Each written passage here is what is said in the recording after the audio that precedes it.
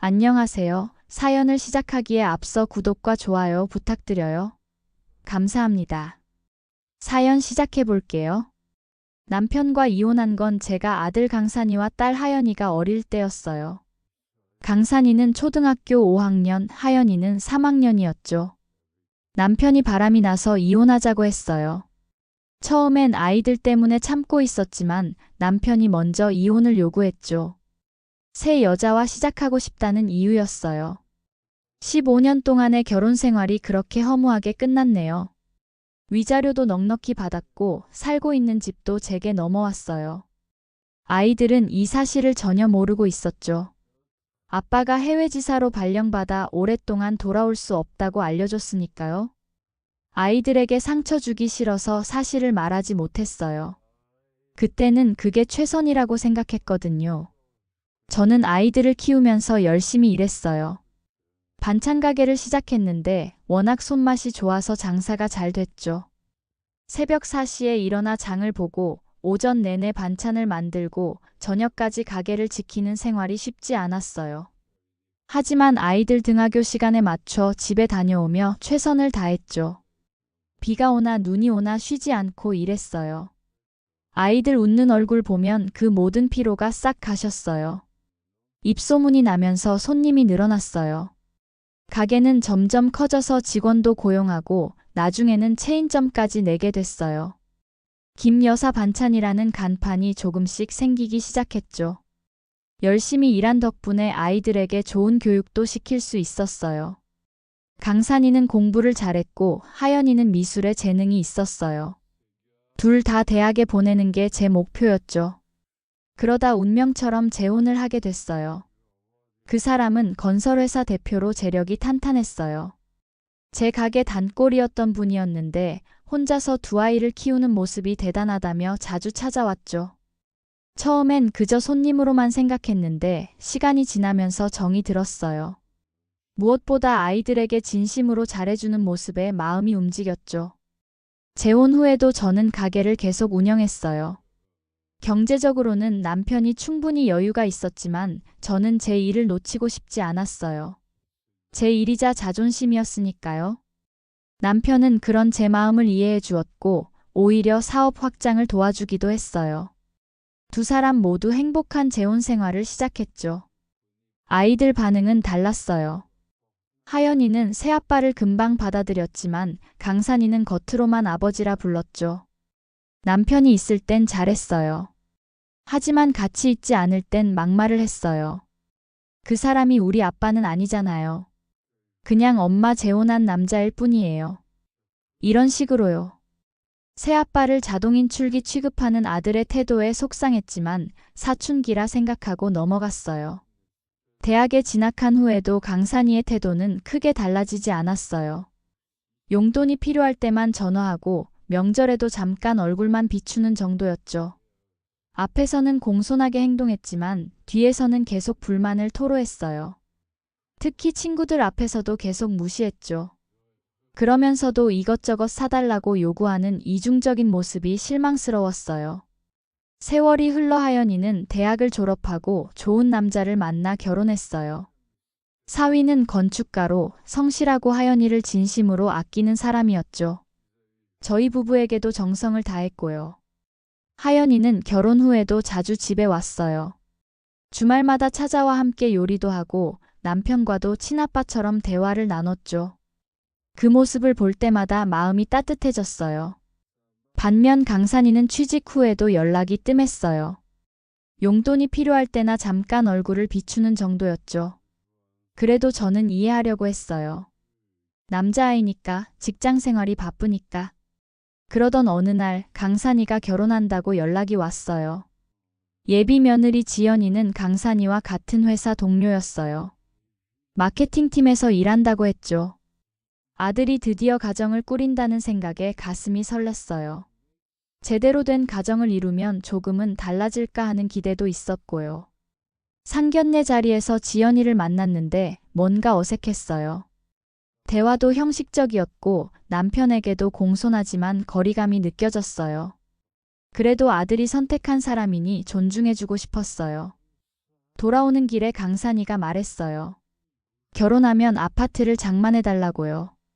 순간 가슴이 철렁했지만 아들의 부탁이니 거절할 수 없었어요. 그동안 경제적으로 많이 도와준 적이 없었거든요. 이번이 처음이었죠. 그래, 엄마가 힘 닿는 데까지 도와줄게. 마침 제가 이혼 후에 받은 집이 있었어요. 재혼 전에 살던 집인데 전세를 주다가 계약이 끝나가고 있었죠.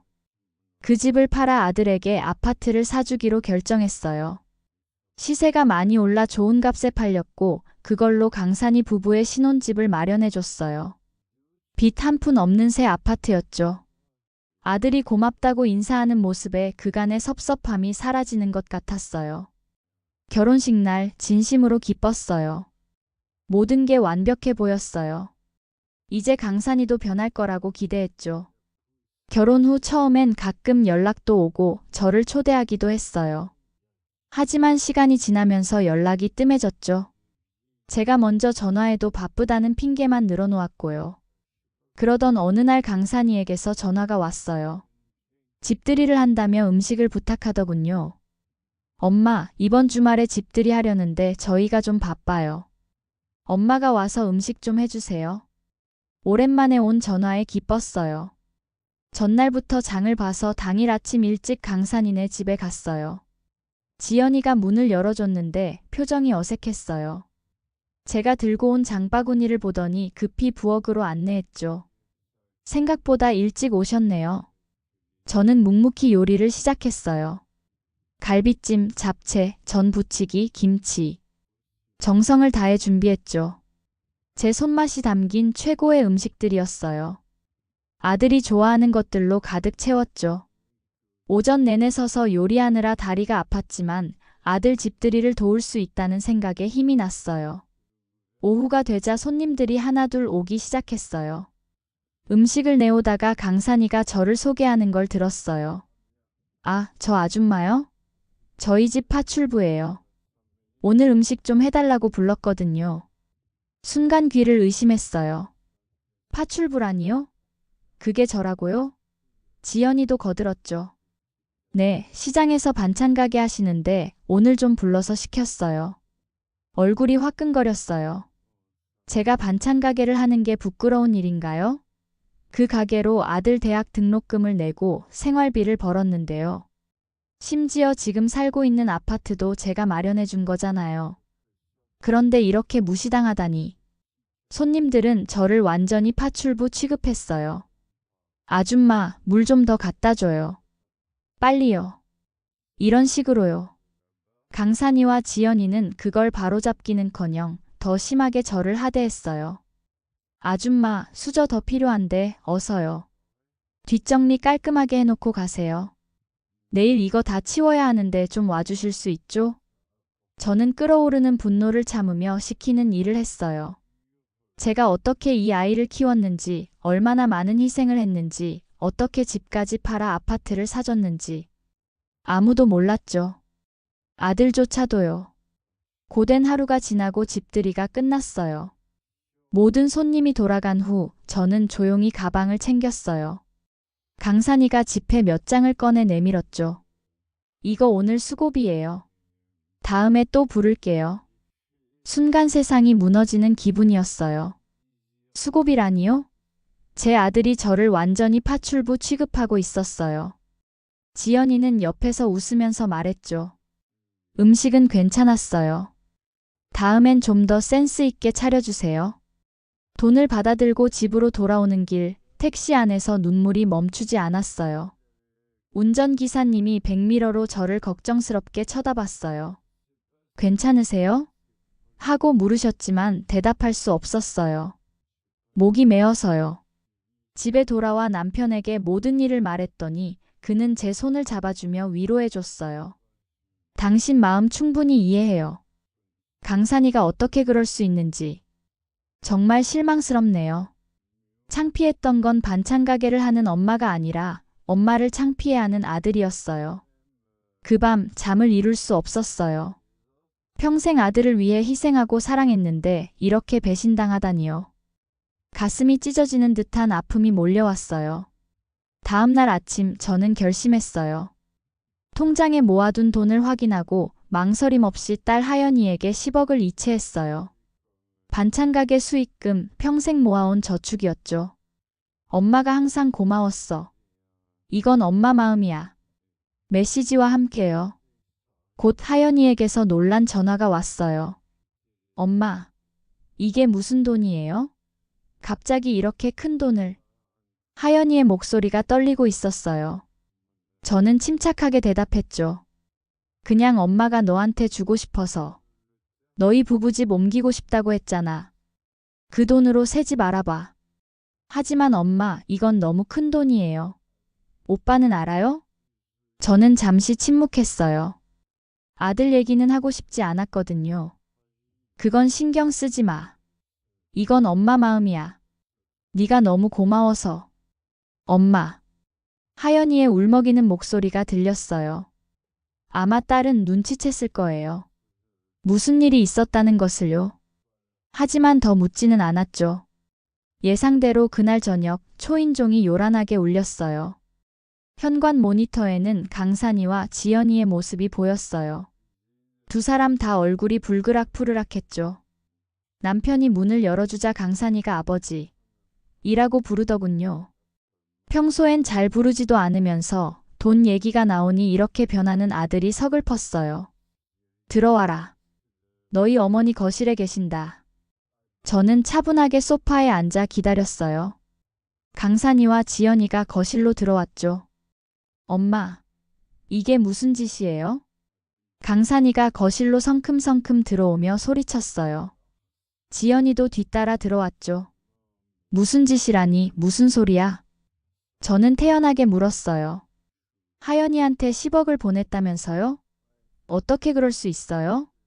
강산이의 목소리가 벌벌 떨리고 있었어요. 지연이는 옆에서 코웃음을 쳤죠. 어머님, 장남도 있는데 왜 딸한테만 그런 큰 돈을 주세요? 형평성이 안 맞잖아요. 그때 남편이 조용히 말했어요. 형평성은 무슨? 너희가 너희 어머니를 파출부 취급할 때는 어디 있었니? 강산이와 지연이의 표정이 굳었어요. 제가 모든 얘기를 했다는 걸 눈치챈 모양이었죠. 아, 그건 그냥 친구들 앞에서 좀 그래서. 좀 그래서? 시장에서 반찬 파는 엄마가 창피했던 거지? 아니에요. 그게 아니라. 그럼 뭔데? 내 아내도 나를 파출부 취급했어. 내 친구들은 나보고 아줌마라고 불렀고, 넌 나한테 일당을 줬어. 그것도 내가 너 위해 집까지 팔아 사준 아파트에서. 순간 거실이 조용해졌어요. 강산이는 고개를 떨구었고 지연이는 입술을 깨물었죠. 그래도 엄마, 동생한테만 10억을 주시면 저는 어떻게 해요? 제가 장남인데. 장남? 네가 장남 노릇을 한 적은 있니? 강산이는 말문이 막혔어요. 하지만 곧 또 다른 주장을 펼쳤죠. 엄마, 전 장남이에요. 엄마 돌아가시면 재산은 제가 모셔야 하잖아요. 당연히 재산도 더 받아야죠. 이 말에 남편이 벌떡 일어났어요. 제사? 너 지금까지 집안 제사에 도운 적은 있니? 너희 어머니와 내가 모든 제사를 준비했고 너는 겨우 얼굴만 비추고 갔잖아. 강산이가 목소리를 높였어요. 그래도 전통적으로 장남이 어머니 제사를 모시는 거잖아요. 그러니까 당연히 재산도. 전통? 네가 언제부터 전통을 중요시했니? 너는 돈이 필요할 때만 찾아오지 않았어? 지연이가 나섰어요. 어머님, 그래도 저희가 바빠서 그런 거지 마음이 없었던 건 아니에요. 바빠서? 파출부를 부를 시간은 있었는데. 지연이의 얼굴이 붉어졌어요. 강산이가 갑자기 태도를 바꿨죠. 아버지, 도와주세요. 저희 지금 대출도 있는데. 애원하는 강산이의 모습이 꼴사납게 보였어요. 평소에는 새아빠라고 인정하지 않다가 돈이 필요할 때만 아버지라 부르는 모습이 정말 위선적이었죠. 강산아, 나를 너의 아버지로 인정한 적이 언제 있었니? 내 어머니와 결혼했을 때부터 지금까지 넌 내게 마음을 연 적이 없어. 아버지. 그만 불러라. 내 어머니가 결정한 일에 나는 전적으로 동의한다. 하연이는 언제나 우리 가족을 소중히 여겼고 너는 돈이 필요할 때만 연락했지. 강산이가 무릎을 꿇었어요. 엄마, 제가 잘못했어요. 용서해 주세요. 그냥 친구들이 저희 엄마가 반찬 가게 한다고 무시할까 봐. 그래서 내 엄마를 팔아버렸니? 내 체면을 위해서? 어머님, 저희가 정말 잘못했어요. 그냥 체면 때문에 그랬어요. 용서해 주세요. 용서? 난 너희가 날 어떻게 대했는지 잊을 수 없어. 하지만 용서는 글쎄, 시간이 지나면 할 수 있을지도 모르지. 강산이가 고개를 들었어요. 희망이 보였나 봐요. 그럼 엄마, 그 돈은요? 하연이한테 보낸 10억. 제 눈이 차갑게 빛났어요. 그 돈은 이미 하연이 거야. 내가 딸을 위해 준 거고. 하지만 엄마, 공평하게 나눠야 하지 않아요? 저도 아들이잖아요. 장남이고요. 너희가 나를 아줌마라고 부를 때는 이미 난 너한테 엄마가 아니지 않았어? 지연이가 갑자기 울음을 터뜨렸어요. 어머님, 저희 지금 돈이 많이 필요해요. 그 돈의 일부만이라도. 제발. 무슨 돈이 그렇게 필요하니? 그게. 저희가 차도 바꾸고 이것저것 사고 여행도 다니다 보니까 정말 어이가 없었어요. 제가 그들에게 아파트를 사줬는데도 그들은 더 많은 사치품을 원했던 거죠. 난 이미 해줄 만큼 해줬다. 빚 한 푼 없는 새 아파트를 통째로 줬는데 그것도 모자라니? 강산이와 지연이는 계속해서 빌고 애원했어요. 무릎까지 꿇고 눈물을 흘리며 용서를 구했죠. 하지만 저는 단호했어요. 이제 가봐. 다음에 오려거든 제대로 된 아들, 며느리의 모습으로 와. 돈 때문에 찾아온 게 아니라 진심으로 사과하러 온다면 그때 다시 얘기하자. 그날 밤 강산이에게서 문자가 왔어요. 엄마, 정말 죄송합니다. 제가 너무 이기적이었어요. 용서해 주세요. 돈 필요 없으니 그냥 한 번만 더 기회를 주세요. 하지만 저는 답장하지 않았어요. 말로만 하는 사과는 의미가 없으니까요. 진정으로 반성하고 변할 때까지 저는 기다리기로 했어요. 다음 날 아침 출근하는 길에 강산이가 가게 앞에서 기다리고 있었어요. 초췌한 모습이었죠. 엄마, 무슨 일이니? 그냥 사과하러 왔어요. 강산아, 엄마는 네가 진심으로 변할 때까지 기다릴 거야. 하지만 그건 말로 하는 게 아니라 행동으로 보여줘야 해. 저는 강산이를 지나쳐 가게 문을 열었어요. 강산이는 한참을 서 있다가 돌아갔죠. 그 후로도 몇 번 더 찾아왔지만 제 태도는 변함없었어요.